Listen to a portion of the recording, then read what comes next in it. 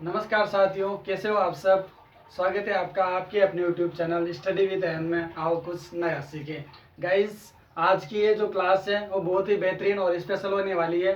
और आपको इस चैनल से अधिकतर मैथमेटिक्स के ही वीडियो मिलते थे, लेकिन बीच बीच में कुछ अलग होना चाहिए और आपकी नॉलेज में कुछ ना कुछ हर सब्जेक्ट का इम्प्रूव होना चाहिए।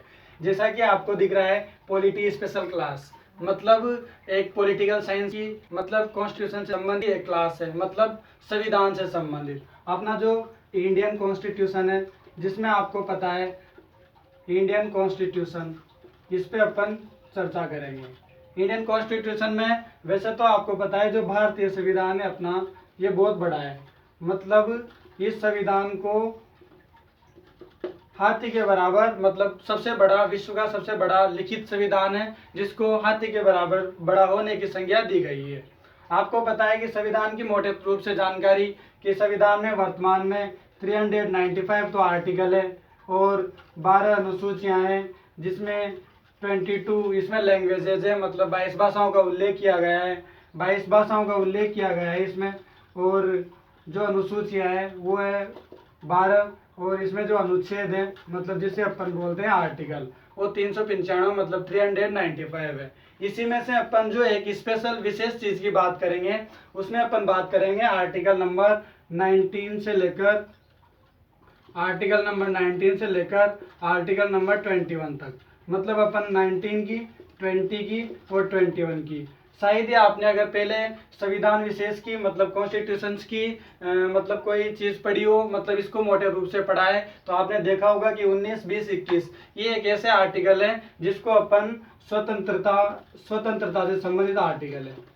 मतलब ये इंडिपेंडेंस, अपनी जो इंडिपेंडेंस है, मतलब अपन जिस रूप से अपन स्वतंत्र हुए हैं, मतलब अपनी स्वतंत्रता के बारे में उल्लेख किया गया है इनमें कि अपन किस रूप से स्वतंत्र हैं, किस किस चीज की अपने को आजादी है, किस किस रूप से अपने को स्वतंत्रता मिली हुई है, किस किस बात की स्वतंत्रता है, किस किस बात की आजादी है। अपन इन तीनों आर्टिकलों को अच्छी तरीके से विस्तार से पढ़ेंगे, जिसमें विशेष तौर से स्टूडेंट्स को क्या होता है, कठिनाई आती है आर्टिकल नंबर 19 में, मतलब अनुच्छेद नंबर 19 में। तो जो अनुच्छेद नंबर 19 है, इसको भी अपन बहुत ही शानदार स्पेशल ट्रिक के साथ पढ़ेंगे, तो आपको कभी भूलने की दिक्कत नहीं आएगी।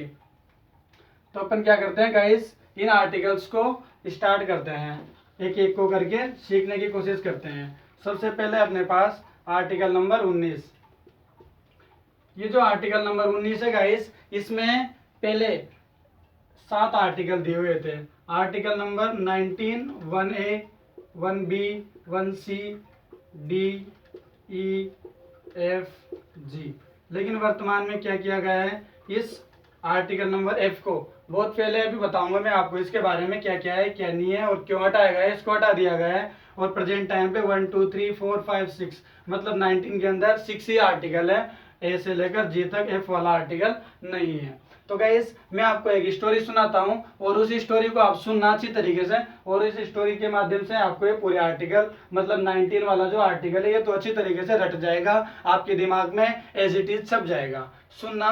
एक बार क्या हुआ, हमारे गांव में एक नेताजी है। आपको लगेगा कि एक हंसी वाली बात है, लेकिन आप इसको सुनोगे स्टोरी को तो आप कभी भूलोगे नहीं। अक्सर क्या होता है कि इन आर्टिकल्स में कंफ्यूजन होता है स्टूडेंट्स को और भूल जाते हैं। एक नेताजी आते हैं हमारे गांव में, और वो क्या होता है मंच पे मतलब भाषण देता है ना, स्पीच जिसे अपन बोलते हैं, बोलने लग जाते हैं वहां पे, बोलते हैं। और फिर क्या होता है, जब आसपास के लोगों को पता लगता है तो उनको सुनने के लिए जाते हैं, और वो क्या होता है शांतिपूर्वक सब इकट्ठा हो जाते हैं और उनको सुनने लग जाते हैं।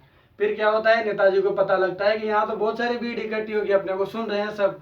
तो उन्होंने बोला क्यों ना अपने फेवर में है सब लोग, तो अपन एक संगठन बना ले, मतलब एक संघ बना ले, एक यूनियन बना ले। तो उन्होंने क्या किया, सब लोगों से मिलकर एक यूनियन बना ली, मतलब एक संघ बना लिया। जब संघ बनाने के बाद क्या करेंगे नेताजी कि चलो ऐसा करते हैं, रैलियां निकालते हैं, अपनी प्रचार प्रसार करते हैं और लोगों को जागरूक करते हैं, घूमते हैं अपन इस शहर में। घूमने चले गए और घूमते घूमते क्या हुआ, वो मतलब एक आंदोलन तौर पे ही चले गए, और मतलब बहुत दूर तक चले गए वो अपनी रैली को निकालते निकालते। फिर क्या हुआ, उनको कहीं ना कहीं तो रुकना था। तो वहां के क्या किया उन्होंने, वहां पे रुक के रहने लगे किसी विशेष स्थान पे। जब अगर कई दिनों तक रहेगा व्यक्ति एक जगह पे, तो उसको उसके खाने के लिए, पीने के लिए या उसके जीवन यापन के लिए कुछ ना कुछ तो चाहिए। तो उन्होंने क्या किया, अपनी आजीविका चलाने के लिए कुछ ना कुछ बिजनेस शुरू कर दिया वहीं पे। बस अपनी कहानी कुछ नीति है, कहानी है समाप्त होती है। और आपने अगर ये कहानी अच्छी तरीके से अपने दिमाग में बैठा ली तो आज के बाद आप इन सभी आर्टिकल्स को भूलोगे नहीं। देखना अपन ने क्या किया, एक नेताजी आए थे और उन्होंने क्या किया था, सबसे पहले बोले थे वो, मतलब सबसे पहले इसमें जो स्वतंत्रता की बात है वो बोलने की स्वतंत्रता है अपने को। अपन कहीं पे भी बोल सकते हैं, अपने को बोलने से कोई नहीं रोकेगा, कोई मना नहीं करेगा आपको कि आपको वो क्यों बोल रहे हो, क्योंकि अपने को संविधान में बोलने की स्वतंत्रता आर्टिकल नंबर 19 1A के तहत मिली हुई है। आर्टिकल 19 1B के लिए अपन चलेंगे तो बोल रहे थे, बोलने के बाद क्या हुआ, वहां पे भीड़ इकट्ठी होगी, मतलब जब वहां पे भीड़ इकट्ठी होगी तो नेताजी ने क्या किया, भीड़ इकट्ठी हुई तो जो भीड़ इकट्ठी हुई थी मैंने बोला आपसे कि वो शांतिपूर्वक हुई थी, मतलब कहीं पे भी किसी भी जगह पे शांतिपूर्वक इकट्ठा या एकत्रित होने की स्वतंत्रता है। शांतिपूर्वक इकट्ठा होने की स्वतंत्रता, ये नहीं है कि आप किसी भी विशेष पे लेके मतलब बहुत ज्यादा ये मचा रहे हो, बवाल मचा रहे हो, तो ऐसा तो नहीं कर सकते आप, वो तो क्या है इलीगल हो जाएगा। लेकिन शांतिपूर्वक इकट्ठा होकर आप कुछ भी कर सकते हो, ये आपके लिए स्वतंत्रता दी हुई है। नेक्स्ट है आर्टिकल नंबर C। तो क्या हुआ, जब इकट्ठा हो गए तो नेताजी के मन में विचार आया था क्यों ना अपन एक यूनियन बना ले, एक संगठन बना ले।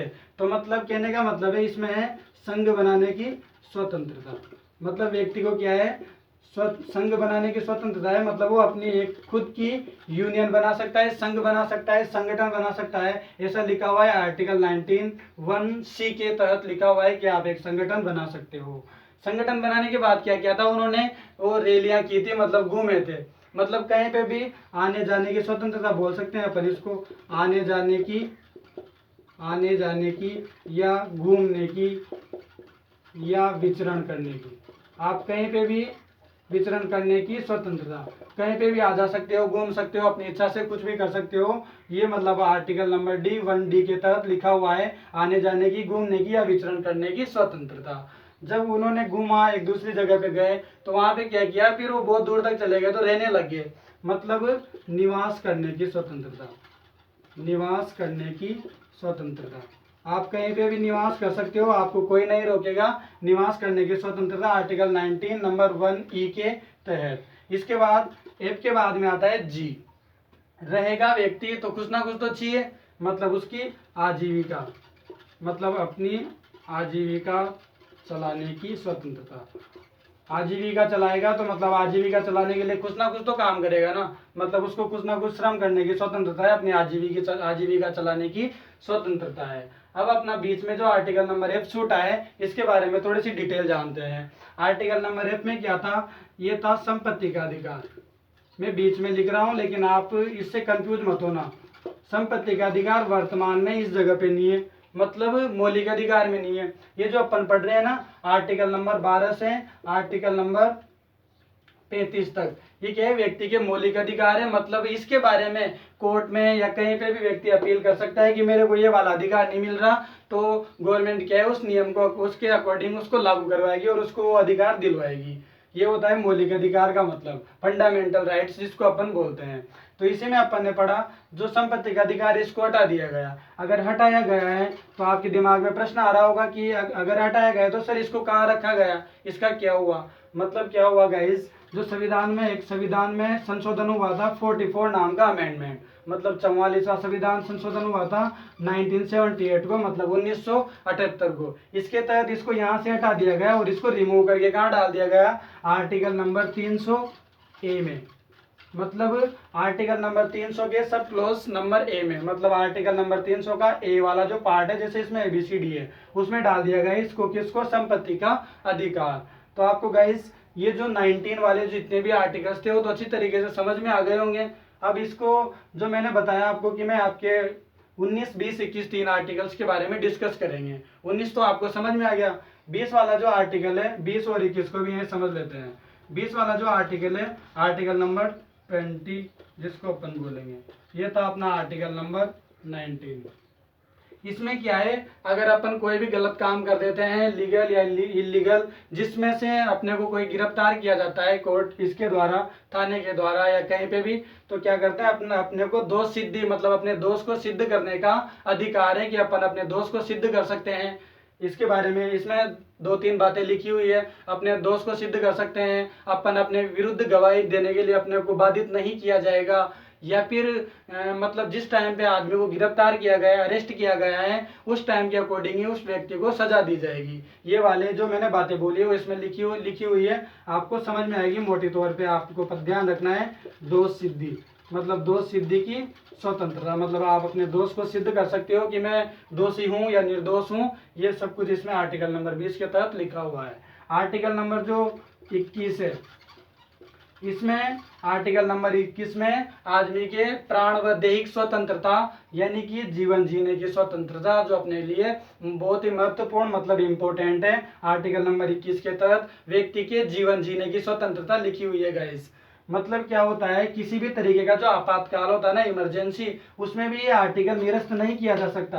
बाकी आर्टिकल्स को हटा सकते हैं, मतलब आपकी स्वतंत्रता को कुछ समय के लिए गवर्नमेंट उनके अधीन ले सकती है। लेकिन जो आर्टिकल नंबर 20 और 21 ऐसे आर्टिकल्स हैं जो मतलब राष्ट्रीय आपातकाल होता है ना, आर्टिकल नंबर 352 में अपन आगे पढ़ेंगे जब संविधान के बारे में और जानकारी लेंगे, उसमें होता है। तो मतलब जब ये लग जाता है ना, तो इसमें क्या होता है, पूरे राष्ट्र में इमरजेंसी लग जाती है। तो क्या होता है, 20 और 21 को ये दोनों आर्टिकल्स चालू रहते हैं, बाकी सब आर्टिकल्स गवर्नमेंट के अधीन हो जाते हैं, आपको ये सब स्वतंत्रताएं नहीं मिलती है। जैसा कि आपने अभी देखा थोड़े दिनों में लॉकडाउन के चलते कि धारा 144 लगी हुई थी। उस धारा 144 में आपको आपके किसी भी तरीके से आप इकट्ठे नहीं हो सकते, कुछ भी नहीं कर सकते, ये सब गलत है। मतलब आपको करना, आपको पास केवल एक ही, ये दो ही स्वतंत्रता है, जीवन जीने की स्वतंत्रता, और अगर आप किसी कारणवश अरेस्ट किए जाते हो तो आपके पास दोष सिद्धि की स्वतंत्रता।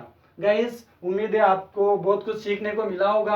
अगर आपको इस वीडियो से कुछ ना कुछ सीखने को मिला है तो जरूर, अगर आपको एक भी चीज सीखने को मिली है तो वीडियो को लाइक कीजिएगा और चैनल को सब्सक्राइब किए बिना मत जाइएगा। गाइस, उम्मीद है आपको अच्छी तरीके से समझ में आया होगा। मिलते हैं ऐसे ही और नए वीडियो के साथ, तब तक के लिए good bye, good luck, all the best, thanks for watching.